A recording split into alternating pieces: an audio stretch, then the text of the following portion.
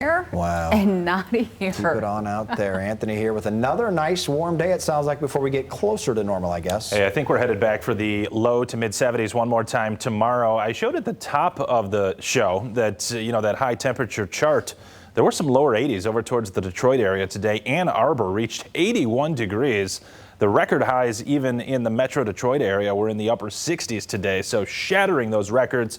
We did break records here. Grand Rapids, Kalamazoo, Battle Creek, Muskegon, Holland, everywhere breaking the records, but not quite by as much over towards Detroit. Nonetheless, there is a cold front approaching, and along that cold front and to the west of it, there's going to be an area of low pressure moving northeastward out of Kansas into Iowa overnight tonight and through tomorrow, and then ultimately into Wisconsin on the backside of it. Typically, that's where the cold side of the storm is, and that's where the snow can fall. There are some winter storm watches. Minneapolis, St. Paul expecting about 3 to 6 inches in that vicinity of Minnesota, and then southwestward from there are winter weather advisories. We will not be dealing with any weather like that, though, right on through the next 7 days. Grand Rapids, Tower Cam, it is balmy outside, temps in the 60s. We'll get to those currents momentarily. This is that high temperature chart that I'm referring to. 81 in Ann Arbor, 78 in Jackson, a record in Lansing at 77.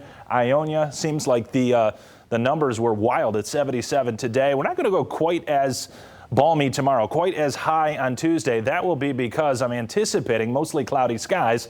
Now, can there be some phases in here where we get filtered or dimmed sun, where you perhaps could call it partly sunny? That's certainly a possibility, but looking at the relative humidity charts, which is what you take a look at to determine the potential cloud cover, it seems like there's enough humidity there that the cloud formation should be keeping us on the mostly cloudy sky for the majority mostly cloudy side for the majority of tomorrow. 74 degrees, though, we'll call it. The cold front that does arrive mid-evening, say about 8, 9 o'clock, and then into the overnight, that will turn us down into the 40s for Wednesday. A lot of sunshine on Thursday. We'll bounce back to 53, and then another cold front overnight Thursday into Friday morning will see the mercury drop even further, 44 and 46 respectively. Friday and Saturday, boost back to 54 on Sunday as a new area of low pressure arrives. That'll bring some rain showers overnight Saturday, early Sunday. Much of the weekend is actually going to be rain-free, though, and then cooler early next week. But thereafter, we will start to rev up the engine, I think by Wednesday, Thursday of next week. This big area of high pressure and another warm spell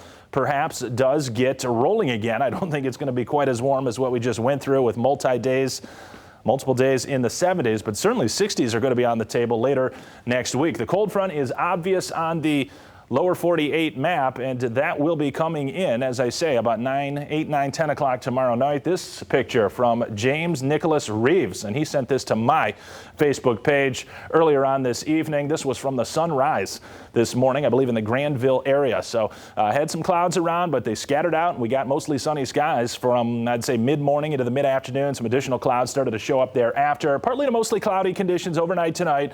And then again, I think for the majority of tomorrow, mostly cloudy as the system does edge closer. Still, though, the south winds out ahead of it, keeping us on the warm side. The white colors, the gray colors on this map, those are showing where the clouds are supposed to be. And I think a pretty good representation. If you notice, though, there are some weak spots, and perhaps there may be a little bit of dim sun at times tomorrow. But again, overall, mostly cloudy by 8, 9, 10 o'clock. Here comes this cold front with some showers and thunder showers, and it will be windy on Tuesday all day long. But I think as we get into the evening and that front does get closer, that's when we got a shot to see some wind gusts about 40 to 50 miles per hour. So classic severe weather, no.